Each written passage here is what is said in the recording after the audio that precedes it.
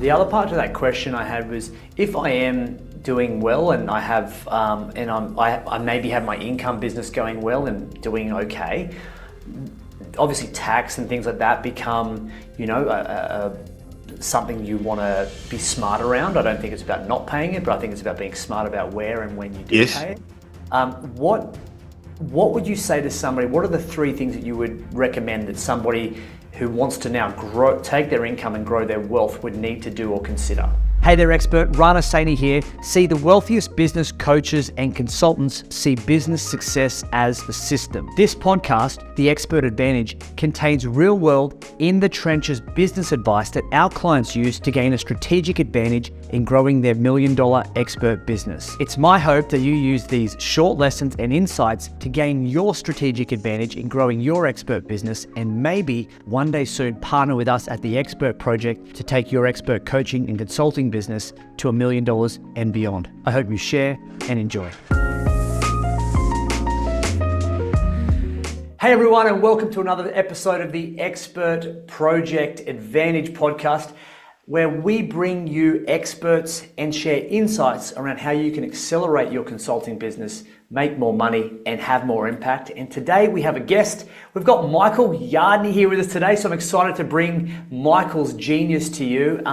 Listen, if you don't know Michael, you probably should, and by the end of this, you definitely will. Michael is best known as a property expert, and he is one of Australia's leading experts in the psychology of success and wealth creation. And as you know, business is not just about making money, it's about keeping it, investing it, and making sure the money that you make works for you. Michael is a best-selling author of 9 books and frequently challenges traditional finance advice and innovative ideas on property investment, personal finance, and wealth creation. In fact, he was voted Australia's top 50 influential thought leaders, one of them. And Michael's opinions are frequently quoted in the media, and he's the host of the Michael Yardney podcast, as well as the Demographics Decoded podcast. Michael is a successful property investor as well, which means that he practices what he preaches, which is always a good thing, speaking from experience rather than just some ideas. And he's the founder of Metropole Property Strategists, who help their clients grow, persevere, and pass on their wealth through strategic property and wealth advice. We're also going to, in the show notes, have a link to Michael's Property Update newsletter for those of you who want to follow Michael, and also listen to his podcast. We'll give you a link to that as well. Michael, it's awesome to have you here today, mate. Thanks for giving us your time. Wow, what an introduction. Now let's see if I can live up to it. Yeah, we'll start. So now that's it. So it's now it's time to work. I always like to just keep these conversational as well, Michael. And, I always think so much of the people that we bring on, they have so much experience and expertise. And so we've only got a very small amount of time. So I've got some questions I wanted to ask you and I think could be really helpful for our listeners. And first question is, we're all in business and we all, I believe, fundamentally want to succeed, and we all want freedom to do what we want, when we want, how we want, with who we want. I think that underpins most entrepreneurs' operating system. But why do you think it is that most people never get out of the rat race despite living in a wealthy country like Australia, where our median income or our wages are actually higher than most countries? Like, what do you think keeps people stuck? Well, I think what keeps most people stuck is their poor money habits. They don't know how to do money. They're not what I call financially fluent. Now, interestingly, that was shown up just a couple of years ago. Remember when we went into COVID, people suddenly lost their jobs or were worried about losing their jobs, or businesses suddenly stopped getting income. And we suddenly realized a lot of people were only 2 or 3 weeks away from broke. And it just showed that the rich are doing things in different ways to the average Australian. And let's be clear right at the beginning, we're not making a judgment of people. Everyone's important, but so what's rich, what's poor? There are different ways of measuring that. And maybe the other thing I should say is that money is really important in those areas where it's important in your life, like paying the mortgage, paying the school fees, and nowhere near as important, or not at all important, in other areas. So while we are going to be talking a lot about money, I think, in our chat at the moment, let's just give that disclaimer. But the idea I learned from mentoring a lot of people, and then I wrote a book, Rich Habits, Poor Habits, that's been translated into 9 languages now with my co-author, Tom Corley. Tom studied the rich and the poor in America. I've studied and mentored them here, and I've seen they think very differently. Yeah, right. When you say think very different, I know, like, just for me, like, what do you think is like the one thing that stands out that differentiates the way a rich person thinks versus someone who is sort of not necessarily poor? I know there's connotations to that word, but someone who just stays stuck. Well, I think it actually goes way back to where they learned about money. We weren't born knowing how to do money, right? So you learned from your mentors, and as a kid, it was your parents. You saw what they did, what they learned, and while your parents were well-meaning, my parents argued about money at home. It never actually, the budget never worked, and it gave me initially some really bad ideas about money. So many Australians just don't understand the concept of, well, what goes way back to that book written many years ago, The Richest Man in Babylon: spend less than you earn, save 10% of it and build an asset base. So I know you deal with a lot of very successful business people and entrepreneurs, and they've got cash flow, but they should be putting an element of that cash flow into an asset base to give them financial security for the future. Most don't do that. They think a week or two ahead. Successful people think a month or two ahead, but the wealthy plan 20 years, 30 years ahead. Isn't that interesting? That's so true. That the vision, I guess that's a great way to put it. The vision that someone has, like their financial vision, their timelines, they're not making a decision for tomorrow. They're making a decision for 10, 20 years down the track.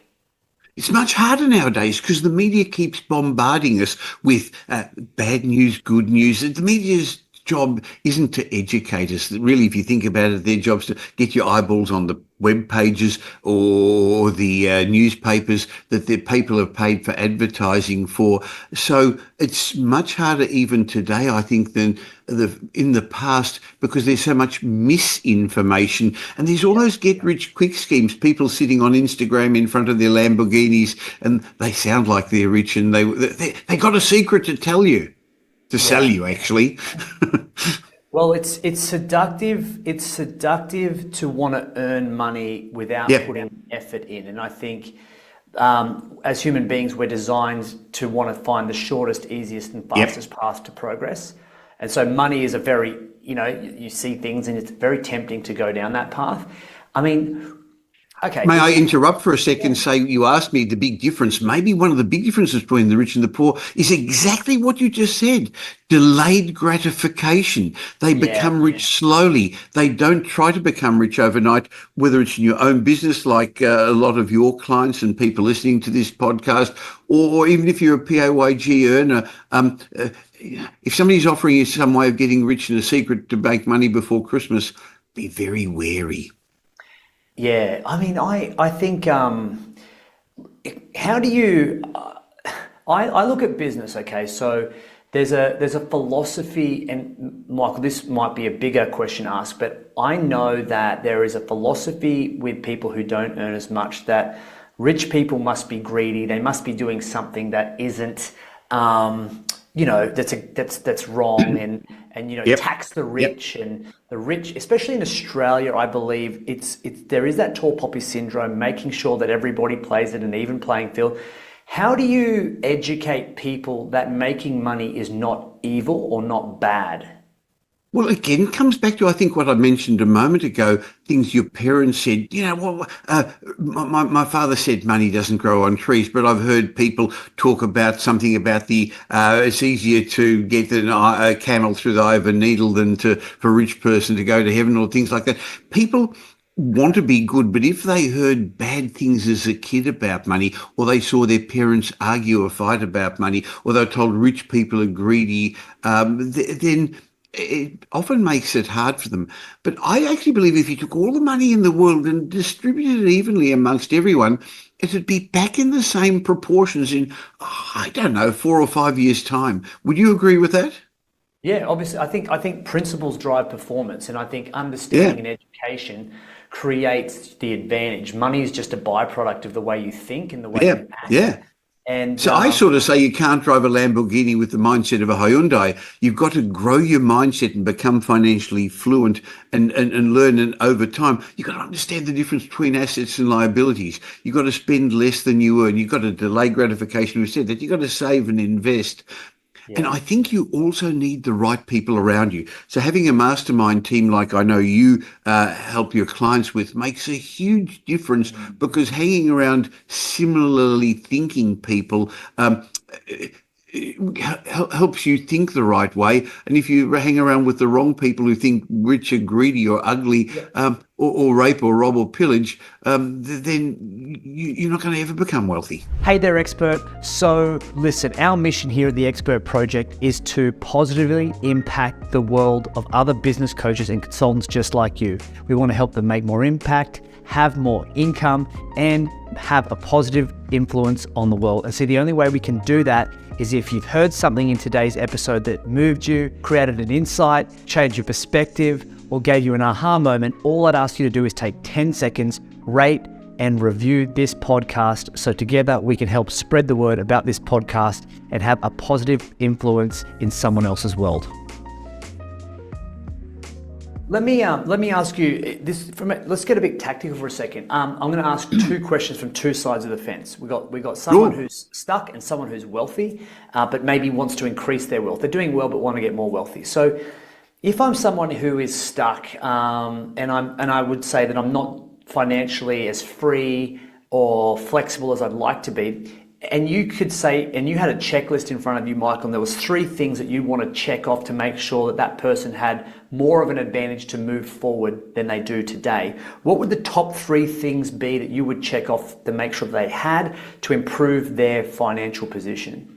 I guess, first of all, recognize why it's happening. What's happening and why, and don't blame others. The poor think, as you said, the rich are lucky or they're robbed. That's just not how money works. You can't become rich that way. So you've got to do things differently. People do the same thing over again, expecting the same results.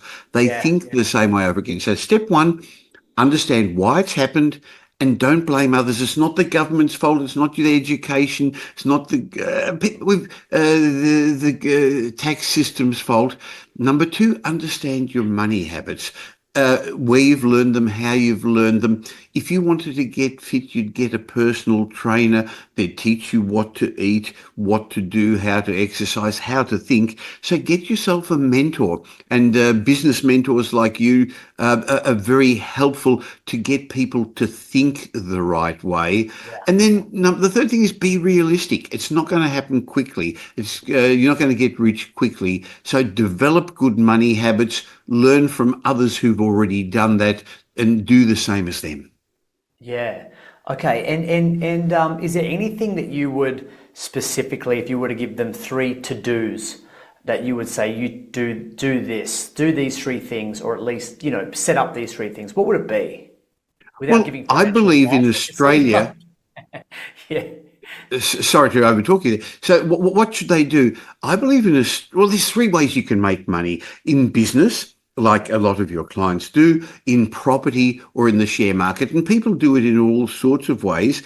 I believe you can't rely on the government for your future financial security. We know the government keeps changing the rules, and you can't rely on the superannuation system either. You may end up with a couple of $100,000 in there. That's not going to give you a good life. So take responsibility, be the pilot of your life, not a passenger just going along. So decide which is the best way. Now, a lot of people listening to this or watching this, I believe, are going to be in business. So use your business as a cash machine. You need 2 businesses in my mind: a cash machine business to give you the money, to bring money in, and then a capital growth business, an asset business. I personally prefer residential real estate, or real estate in general, which is an asset growth business. And in the short term, you need both, or medium term, really, your regular business or day job or profession to bring income in to service the debt of your asset growth business. And you need compounding leverage and time time in the market, who wouldn't have liked to buy the property their parents bought 20, 30 years ago at the price their parents paid? And so stay in the market and build an asset base, then slowly lower your loan to value ratios so that one day when your cash flow business, you either sell it or you retire or whatever, you will then have your property business to give you the lifestyle that you want.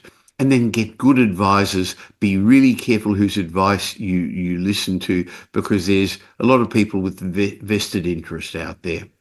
Absolutely, mate. They're great tips, great advice. And the other part to that question I had was, if I am doing well and I have, I maybe have my income business going well and doing okay, obviously tax and things like that become, something you want to be smart around. I don't think it's about not paying it, but I think it's about being smart about where and when you do pay it.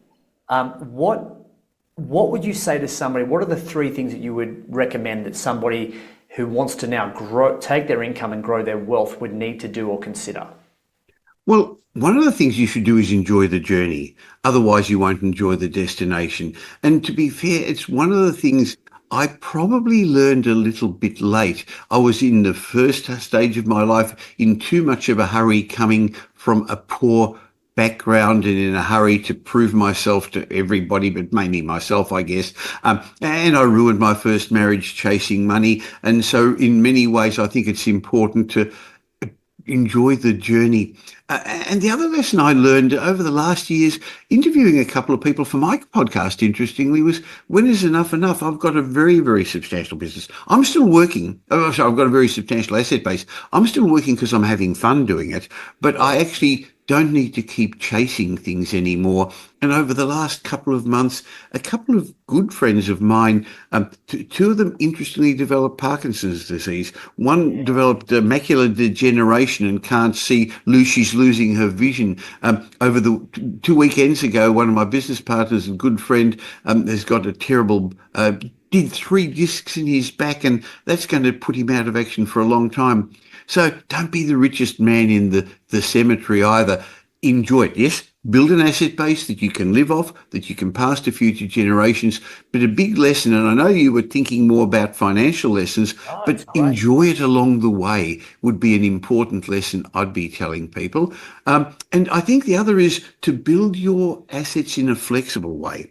We don't know in the future what the government's going to do. We don't know when they're going to allow you to be able to use your super. They may be restricting it till you're later in life. We don't know if the banks are going to keep lending you money. A lot of people listening and watching this are in business. We don't know what rules are going to come, when the next pandemic is going to come. So own your assets in flexible, tax-effective ways, something you hinted at a moment ago, getting good advisors to protect you, because every year there's an X factor, something out of the blue, either in the positive side or the negative. So despite the best plans you've got, something is going to crop up. Some people call it a black swan event. So when I said X factor, I'm not talking about the music show. I'm talking about Donald Trump coming back into power, or the interest rates have stayed higher longer than we expected, or inflation that we didn't have for a decade suddenly rose to the highest levels it's been in a number of decades. So be flexible and get a good team around you. Yeah, so true. Do you remember a time in your life, what's the best piece of advice that you were given and that you acted on that made the biggest impact for you in your financial life? I think the best advice is take control of your financial future. In other words, be the pilot of your life, as I said a moment ago, not a passenger. Don't depend upon others. And in fact, I bought my first investment property in the early 1970s. I was young. I went halves with my parents. We paid $18,000 for a property. We took it borrowed $1,000. My parents borrowed $1,000. We took a $16,000 loan for 30 years. Had no idea how we'd even pay it off. We got $12 a week rent and we were excited. but I actually thought about the future. I didn't worry about where interest rate. I didn't know anything in those days, but I guess as I got a bit further on, I didn't worry too much about interest rates or the government or changes in taxes. It was having a long-term vision. Think about where you want to be in 20, 30 years' time, and then work back doing what you need to do to get there. So having that long-term vision and doing whatever it takes to get there. And Michael, why are you passionate about money and property and wealth? Like, why does it matter to you so much that you do what you do? Why don't you just retire and sail off into the sunset? Well, it's changed over time, Rana. So initially it was because I came from a household that was poor, well-meaning parents, but that used to argue and fight about money. And interestingly, my parents' friends owned real estate. My friends' parents, well, my parents' friends owned property. And so I wanted to be like them. So I, early in the piece, saw how some people did things differently. My parents never took the risk in their mind of setting up a business. They didn't want to do that. They wanted to be employees and have security, which it didn't give them, of course. So early in the piece, my wanting money was to get out of the rat race. I wanted to be a millionaire by the age of 30. A millionaire meant a lot of money then. By the way, I didn't make it by 30, but I think I made it by 35. But boy, that was over 40, it was almost 40 years ago now. And then over the last years, the last decades, it's been to leave a legacy for my kids and my grandkids. I pay my grandkids' school fees, but I think also, I believe it's important when you achieve a level of financial success like I have to help others. So I do a daily newsletter. I've got twice a week a podcast. I think it's important to help others as well in Australia. And that gives me satisfaction, seeing the success and the results of our clients and people who've never even become clients. Interestingly, we just went to the Philippines 2 weeks ago to visit my offshore assistant was getting married, and we've got 14 people in the Philippines, so we took them out for lunch. And interestingly, going through customs, immigration in the Philippines, the guy behind me tapped me on the back and said, "Are you coming here to buy real estate?" I looked at him and he said, "Michael, thank you. I get your podcast, I get your newsletter, your books. You've really, really helped me." I've never met him before, but boy, that was a great, on the other side, well, not the other side of the world, halfway around the world, somebody had got some benefit. He was an Australian who was going into the country as well. Yeah. I think making that impact, and it's why we do what we do. There's income is one thing, but impact is what makes it all worthwhile, right? And I think that's why people build wealth, and why I see people want to do more with their money so they can make more of a difference and have more of an impact and enjoy the freedom that life affords. And look, Michael, I think if anyone wants to learn a little bit more about you, I will put the links. Is there anything else? I think it's important to realise we're living in the best country in the world. And at the best time in history, despite all the things that are going on. So Warren Buffett talked about the ovarian lottery and the fact that he was born at the right time as a white person in America at a time when it was able to build wealth, that if he was born in a poorer country, he wouldn't have got there. So let us appreciate, because I know many of the viewers and listeners are going to be in Australia or in countries that are affluent. So if others have been able to do it, so can you. You're living in a great time, and yes, there will always be business challenges and investment challenges. They're put there to test you. It's not meant to be easy. Yeah, if it was easy, everyone would be doing it, right? So there is but the good news is everyone can. And that's true. And so, look, everyone, if you want to learn more about Michael and what he's doing and how he might be able to help you, there is some links to the show notes here. And Michael, look, just want to say thank you for your time and thanks for stopping by and letting people know a little bit more about what money means and how it can make your life better. My pleasure. All right. Well, guys, thank you so much. This has been the Expert Project Advantage, and we look forward to seeing you on the next episode. You take care and bye for now.